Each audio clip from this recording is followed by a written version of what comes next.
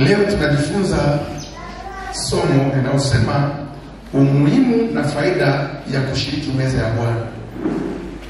Umuhimu na faida ya kushiriki meza ya Bwana. Basi tunakwenda kusoma na andiko katika Yohana mlango wa 6.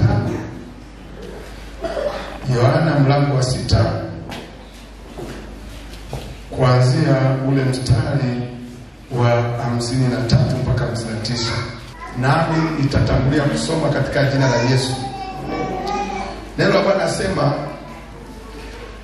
basi Yesu akawaambia, amini amini nawaambieni, msipoula mwili wake mwana wa Adamu na kuinywa damu yake, hamna uzima ndani mwenu. Aulaye mwili wangu na kuinywa damu yangu ana uzima wa milele, nami nitamfufua siku ya mwisho. Kwa maana mwili wangu ni chakula cha kweli na damu yangu ni kinywaji cha kweli. Aulaye mwili wangu na kuinywa damu yangu ukaa ndani yangu, nami ukaa ndani yake. Kama vile Baba aliye hai alivyonituma mimi, nami ni hai kwa Baba, kadhalika naye mwenye kunila atakuwa hai kwa mimi. Hiki ndicho chakula kishukacho kutoka mbinguni, si kama mababa walivyokula wakafa, bali akilaye chakula hicho ataishi milele. Maneno hayo aliyasema katika sinagogi alipokuwa akifundisha huko. Neno la Bwana. Bwana asifiwe. Haleluya. Ndiyo, nalifundisha neno hili ili tupate ufahamu kwa nini tunashiriki meza ya Bwana.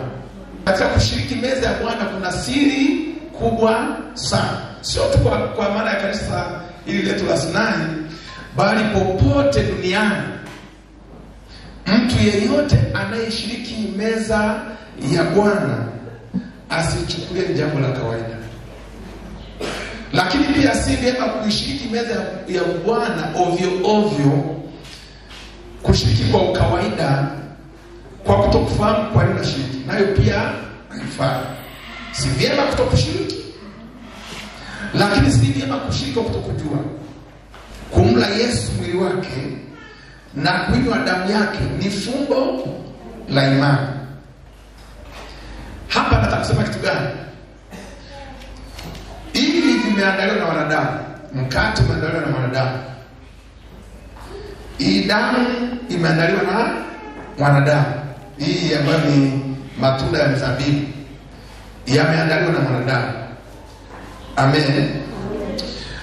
Lakini vyote kama tunashiriki, sio kwamba vimetoka mbinguni.